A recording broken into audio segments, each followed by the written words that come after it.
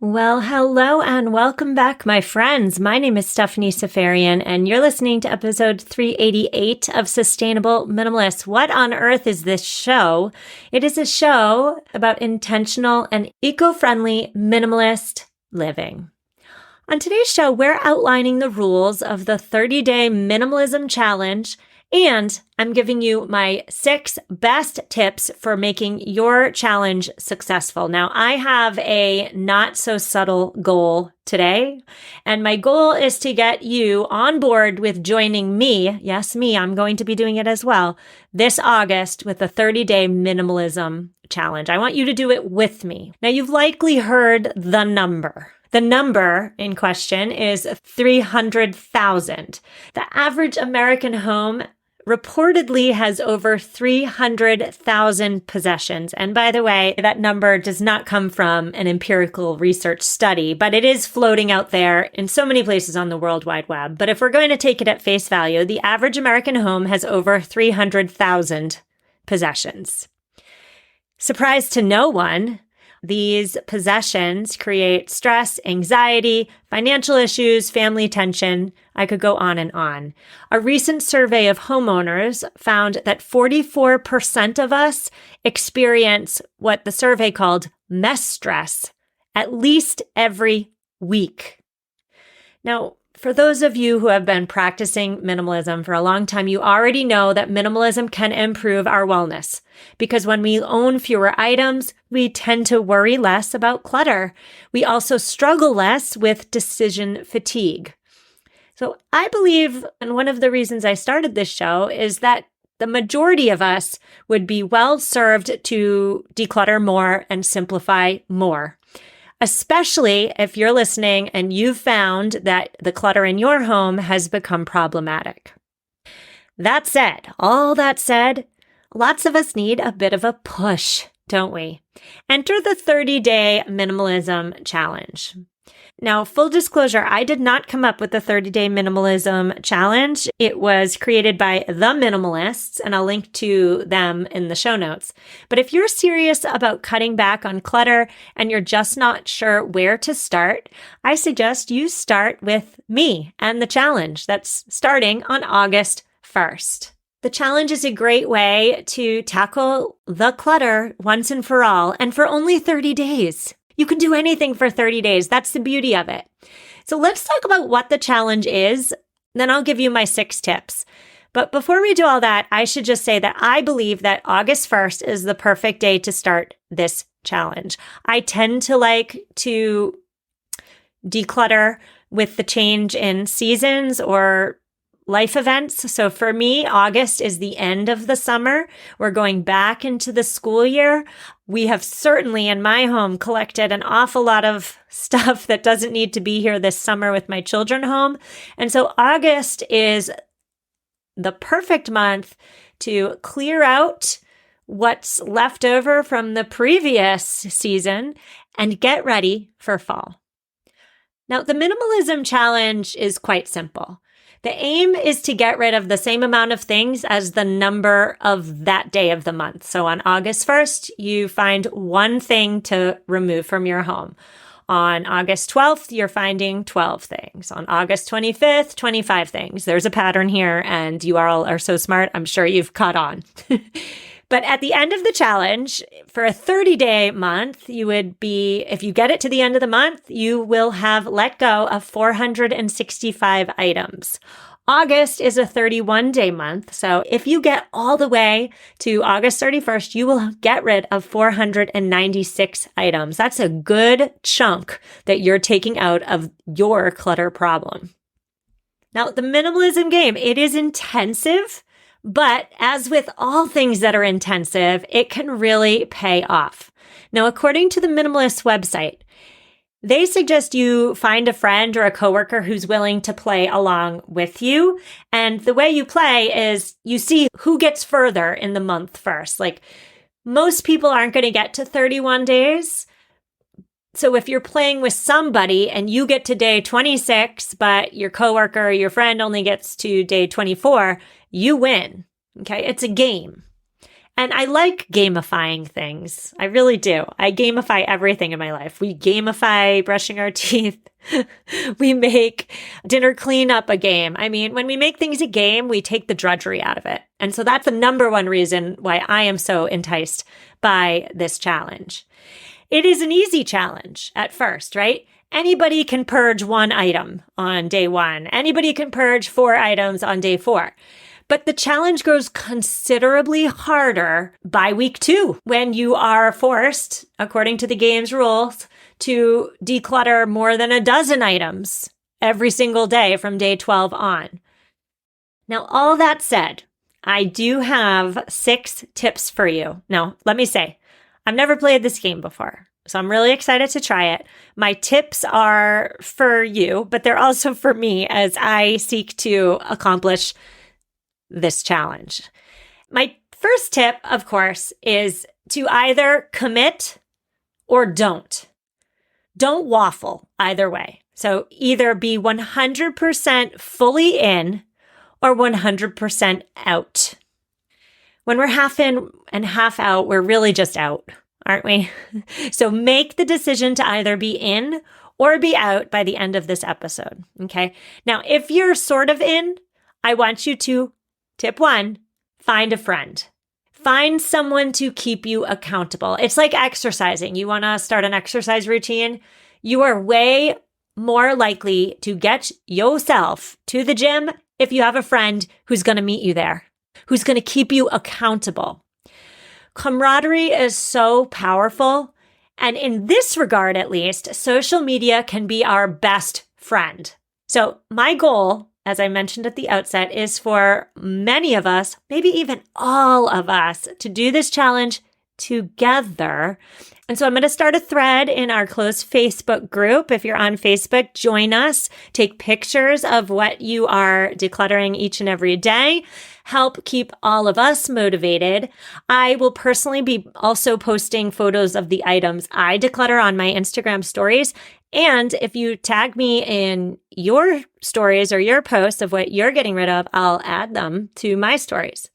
So use social media to find a friend, perhaps, and find that motivation and that camaraderie if you do not have somebody in your non-digital life that wants to play with you. But know too that you could play against your spouse. You could play against your older child or even your younger child. I'm thinking about my 9-year-old. She is a pack rat. Maybe I'm going to get her on board. She, again, also loves a good game. But if your home is feeling especially cluttered, you could play against your spouse or play against a child. Choose a high interest prize for the winner. And know that if you play against someone in your own home, you're going to double the results. You could get rid of over 930 items by the end of the month. I see this game working really well in helping to teach our kids to become responsible for their spaces and for their stuff, right? We've talked about this a lot on the podcast before. My most recent episode about this was with Mary Simpson, and I got a lot of feedback on that episode. So I'll link to it in the show notes if you missed it. But when we talk about decluttering and kids stuff, it's certainly easy to get rid of their stuff when they're not looking. But that is missing a big piece of the puzzle, which is teaching them to look critically at their own stuff. So I can see doing this with a kid or versus your child working really well. The sky is the limit with this challenge. Get creative and have fun with it. And I should say here too, if you're 100% committed and you're 100% in, if you miss a day, don't throw in the towel. Don't throw up your hands. Don't give up and say, oh, I'm a failure. I can't stick with anything. No, if you miss a day, you miss a day. No big deal. Just go on to the next day and keep on keeping on. Because remember, you are 100% committed. All right, we're moving on to tip number 2. And this is probably my most important tip.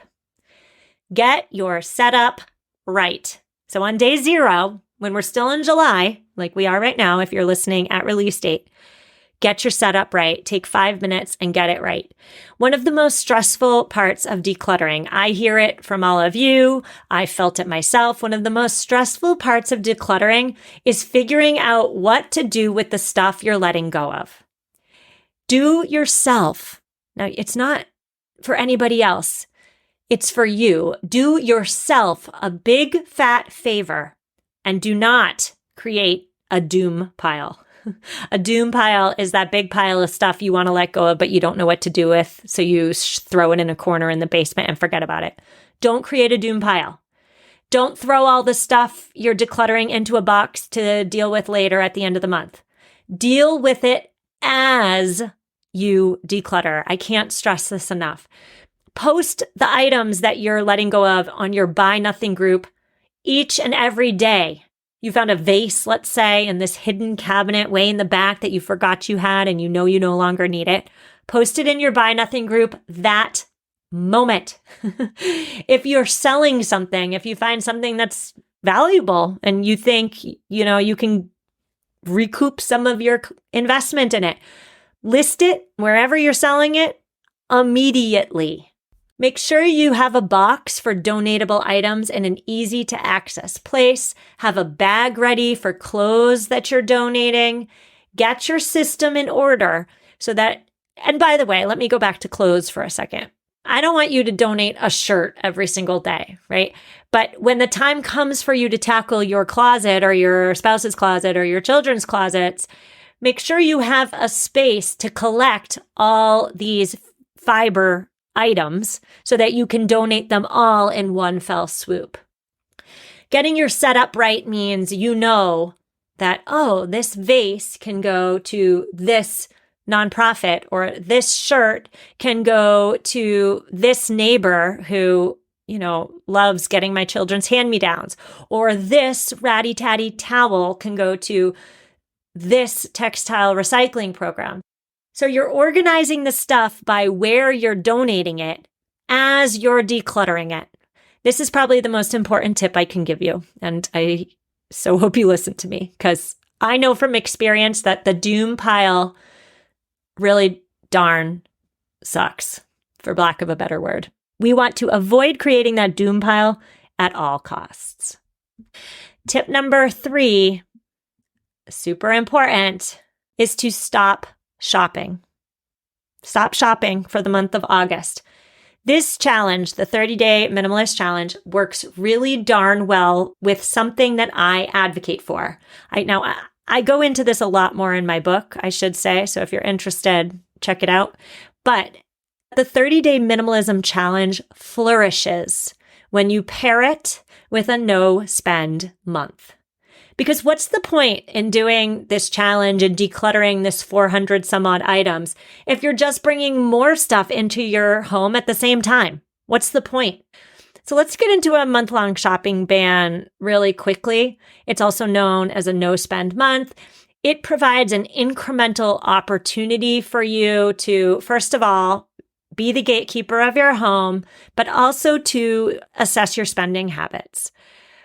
No-spend months allow you to get serious about your finances. Perhaps you are able to work towards a savings goal. They highlight the differences between wants and needs in a way that I personally can't distinguish in my daily life. No-spend months encourage you to slow down, spend quality time with your loved ones, and most importantly, I do a no-spend month every year, every January, after the craze of the holidays. But every year, without fail, my no-spend month always retrains my brain after, again, the craziness of the holidays to desire less. So my no-spend months always, without fail, reset my brain towards simplicity. Now, you don't have to go militant about your no-spend month, especially if your 30-day minimalism challenge is stressing you out already. Just be aware of what you're spending money on. And at the bare minimum, during this decluttering challenge, commit to not buying wants for the entire month. That is not too hard, right? You can do anything for 30 days. In this case, you cannot do something for 30 days. You cannot buy unnecessary frivolous items for 30 or 31 days. You can do that. So tip 1, commit or don't. And if you're committing, get a friend. Tip 2 is to get your setup right. Beware of the doom pile. And tip 3 is to stop shopping, at least for the month. We're going to take a quick break, but when we come back, I have 3 more tips for you. I'll see you in a minute. Are you going on vacation this summer and don't want to lug around a bunch of baby gear? I hear you. BabyQuip is the #1 baby equipment rental service and marketplace that provides families with clean and safe and insured baby equipment. Everything you need to have a great time on vacation without the hassle of lugging all these big baby items around. Renting baby gear allows you to enjoy the adventure of a vacation. So whether you're flying or driving, renting baby gear will eliminate the need to pack and haul all that big stuff. Welcome to the world of stress-free family travel, my friends. Right now, my listeners can get $20 off your reservation of $100 or more with code SUSTAINABLE at babyquip.com. BABYQUIP.com and use promo code SUSTAINABLE to get $20 off today. Enjoy the journey with BabyQuip. And we're back. I'm back with 3 more tips for you to make the most out of your 30-day minimalism challenge, which I so hope you're going to do with me this August. My next tip for you is to always start with the easiest decluttering tasks first. So this goes for when you're doing a challenge. This goes for every day of the year when you're decluttering. It is tempting to go to the attic or go to the basement or go to the garage or go to those super cluttered places first and get them out of the way. I feel that way often. And it is even more tempting to go to these super cluttered places when you're feeling highly motivated, like you likely are at the start of this challenge. But I suggest, and other professionals suggest, that you start with the easier tasks first. You might be chomping at the bit, but you rein yourself in, particularly if you're someone who finds it hard to declutter when you're overwhelmed. The idea with starting slow and starting easy means you're setting yourself up at the front end with some quick wins. And those quick wins are going to snowball. They're going to motivate you to keep working so that when you get to the attic, the garage, the basement, you feel competent in your abilities. You feel ready to make more difficult decisions. And the end goal, of course, is that you actually complete all the jobs. You complete the harder jobs. So when I suggest starting with the easiest tasks first, maybe you take the first few days of August to hone in on the junk, like the literal junk, the literal trash. Remember that when you're playing this game or when you're decluttering and you're not playing a game, remember that everything you declutter does not have to be a personal item. It does not have to be something that you were once invested in. Some of the easiest items to let go of are junk and trash. When you get rid of junk and trash, first, you're going to have almost no decluttering regret. So look at those old paint cans with the really dried and crusty paint. You're saving it for touch-up jobs, but when you open the paint can, it's all dried out anyway. How about we get rid of the can, but before we get rid of the can, we just write down the paint color on a shareable note on your phone, let's say. Or how about junk mail? Perhaps you have some junk mail sitting around. That counts when we're playing the decluttering challenge. How about broken toys? Look for the literal junk or literal trash first. Start easy. Tip number 5, remember the Pomodoro Technique. The Pomodoro Technique works really well in the second half of the month when you're tackling those harder decluttering and organizational tasks. Now, let me tell you about the Pomodoro Technique. We've talked about it just once before on the show. It was during my interview with the host of the Minimalist podcast, Desiree.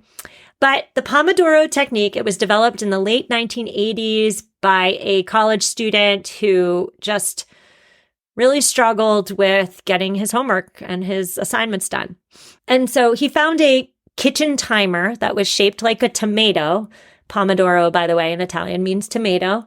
And he would set the timer for just 10 minutes. And when the timer went off, he would take a little break. And then he'd set it again and he'd take a little break. Okay. I suggest not 10 minutes. I suggest anywhere between 20 to 25 minutes you set that timer. By the way, your timer does not have to look like a tomato. Any timer will do.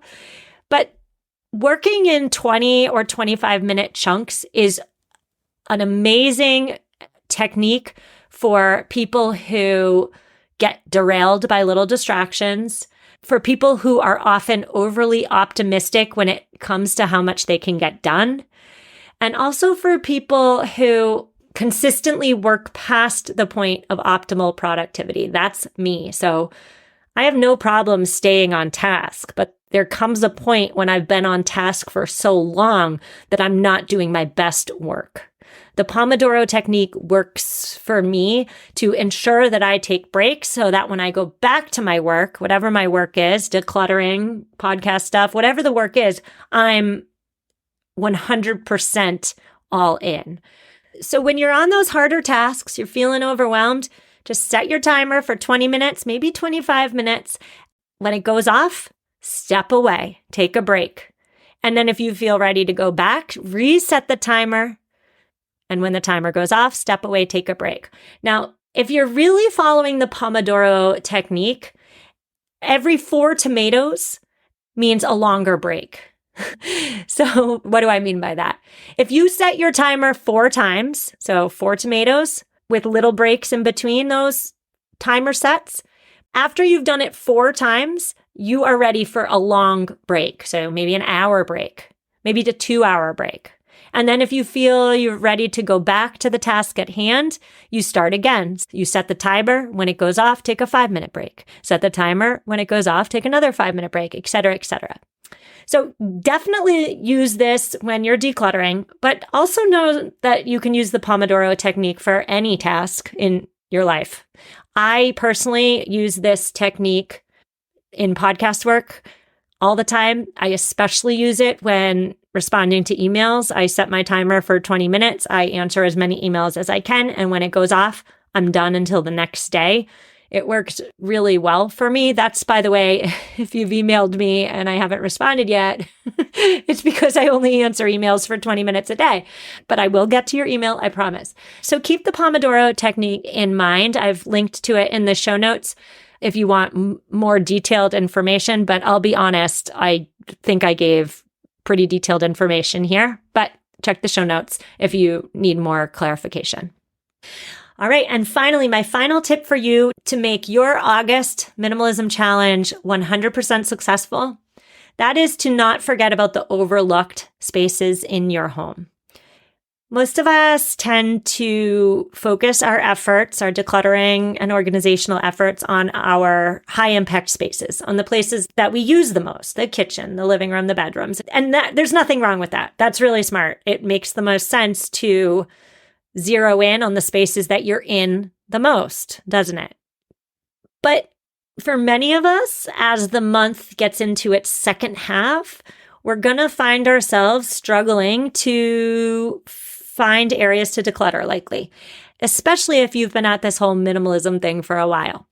So I suggest you remember the often overlooked spaces. Now, in my book, which I've talked a lot about today, which is weird. I almost never talk about it. But in my book, I have a 52-week decluttering plan. And this is probably the part of my book that gets the most positive comments. 52 weeks. You can declutter your whole home in 52 weeks by following my plan.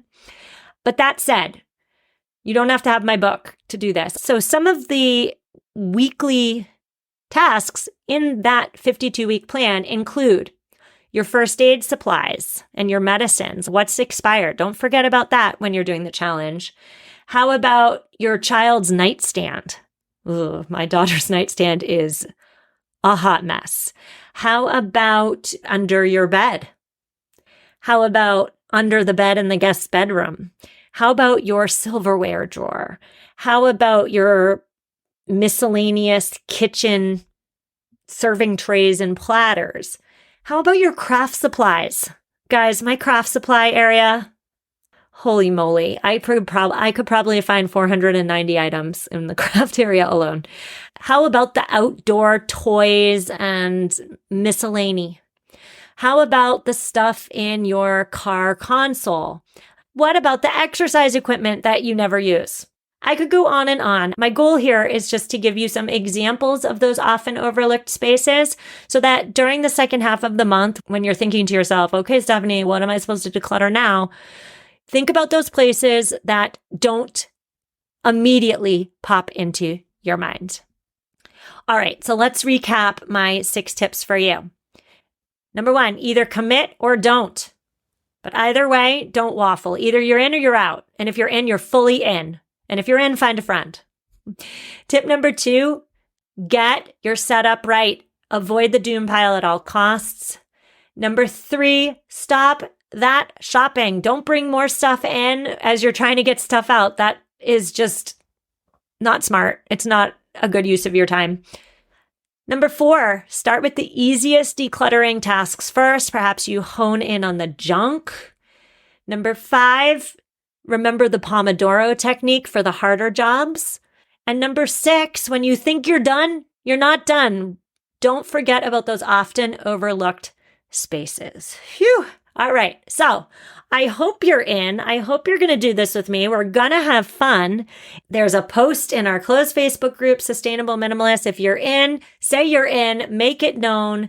Let's do this. If you're on Instagram, follow me at Sustainable Minimalists, and we will take pictures of our junk together. I'm so excited. Let's get our homes ready for the start of the new school year. Let's get our homes ready for autumn. Show notes are at mamaminimalist.com/388. I'll see you tomorrow for headlines. As always, reach out if you need me. If you are one of the people who recently left this show a rating or review on Apple, I want to thank you.